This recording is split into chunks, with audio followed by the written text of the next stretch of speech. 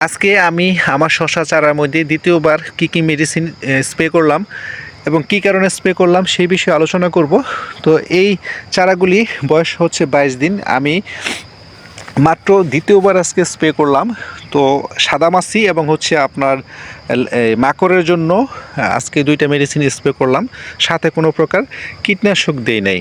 তো এখন দ্বিতীয় স্প্রে আজকে মাত্র শেষ হইল। তো এই সাথে কেন কীটনাশক দিই নাই, কারণ এই চারার বয়স একেবারে অল্প। এই কচি চারার মধ্যে কিন্তু একসাথে অনেক প্রকার মেডিসিন দেওয়া যাবে না।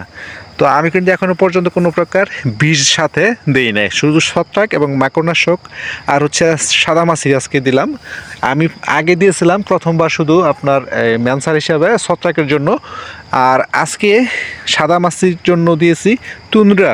তো এটা মূলত ভালো কাজ করে। সাদামাছি কিন্তু আপনার পাতার মধ্যে বসে শসা গাছের বা বিভিন্ন সবজি গাছের আপনার এই পাতার রস চুষে খেয়ে নেয়, তার ফলে কিন্তু পাতাগুলি কুঁকড়ে যায় এবং পাতাগুলি শক্ত হয়ে যায়, গাছ শক্ত হয়ে যায়, এক সময় গাছগুলি নষ্ট হয়ে যায় এবং কাঙ্ক্ষিত ফল আপনি পান না।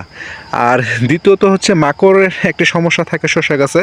তো এই মাকড়ের জন্য আমি দিয়েছি বার্টিম্যাকটা কিন্তু খুবই কাজ করে আপনার শসা ক্ষেতের জন্য। আর এই শসা ক্ষেতের জন্য বার্টিম্যাকটা আমি দিয়েছি প্রতি লিটারে 1 মিলি। যেহেতু এই শসা গাছগুলি একেবারে কচি, তাই কিন্তু আমি অল্প মাত্রায় দিয়েছি এবং সাথে অন্য প্রকার বিষ দিই নেই। বিষ দিলে হয় কি, একসাথে অনেক প্রকার কীটনাশক বা বিষ দিলে আপনার গাছগুলি শক্ত হয়ে যায় এবং গাছগুলি পাতা আপনার বৃদ্ধিতে বা শাখা প্রশাখা বৃদ্ধিতে বাধাপ্রাপ্ত হয় এবং কাঙ্ক্ষিত ফলন পাবেন না। শুধু রোগের জন্য কিন্তু শসা গাছ নষ্ট হয় না, অতিরিক্ত বিষের কারণে কিন্তু আপনার শসার প্রজেক্ট নষ্ট হতে পারে। তো প্রিয় দর্শক, ভালো থাকবেন। ভিডিওটি ভালো লাগলে অবশ্যই লাইক, কমেন্ট এবং শেয়ার করবেন এবং আমার ইউটিউব চ্যানেলটা সাবস্ক্রাইব করে দিবেন নতুন নতুন ভিডিও সবার আগে পেতে।